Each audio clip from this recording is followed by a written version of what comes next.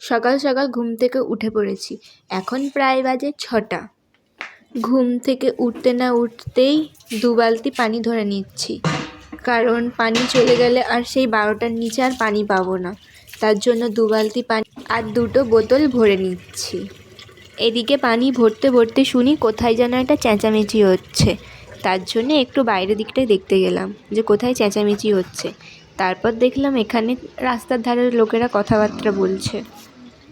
আর এদিকে আমার পানির বালতিও ভর্তি হয়েই এসছে। পানি ভরতে আসার আগে চাটাকে চাপিয়ে দিয়ে এসছি।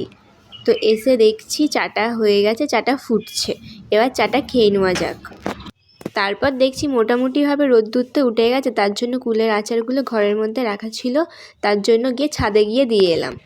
এখানে দেখছি ছাগল বাচ্চাটা এদিকে খেলতে এসছে, তো তার জন্য আমিও তার সাথে একটু খেলা করে নিলাম।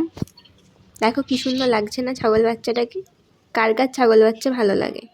এদিকে আমার মা রান্নাও চাপিয়ে দিয়েছে। আজকে রান্না হচ্ছে ভাত, লাউ ভাজা আর মুরগির গোশের ঝোল। মুরগির গোশ রান্না হবে, তার জন্য ছাদ থেকে ধনেপাতা তুলতে এসেছি। যখন ধনেপাতাগুলো ছোট ছিল তোমাদেরকে ভিডিও করে দেখিয়েছিলাম, এখন একটু একটু ধনেপাতা হয়েছে। আর সেই ধনেপাতাগুলো দেখো কত বড় বড় হয়ে গেছে।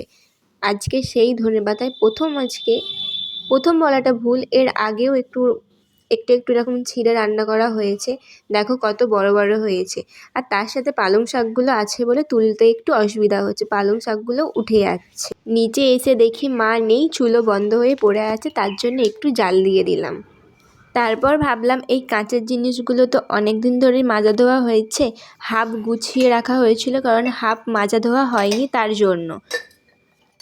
তাই আজকে ভালো করে নামিয়ে পুরোটা ভালো করে গুছিয়ে নিচ্ছি। কোথায় রাখবো, কীরমভাবে রাখবো বুঝতে তো পারছি না। এত জিনিসপত্র রাখার জায়গাও হচ্ছে না। দেখো মোটামুটিভাবে এরম আস্তে আস্তে উপরে নিচু করে 2টো থাক করে গুছিয়ে রেখেছি। গোছানো তো আমার কমপ্লিট হয়ে গেছে।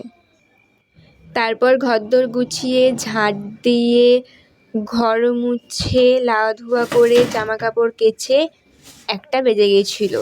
তারপর মা ভাত বেড়ে দিল, মুরগির গোশ দিয়ে ভাত খেয়ে নিলাম, কারণ আমি তো লাউ ভাজা খাই না। তার জন্য আজকের মতো টাটা, দেখা হচ্ছে নেক্সট ব্লগে।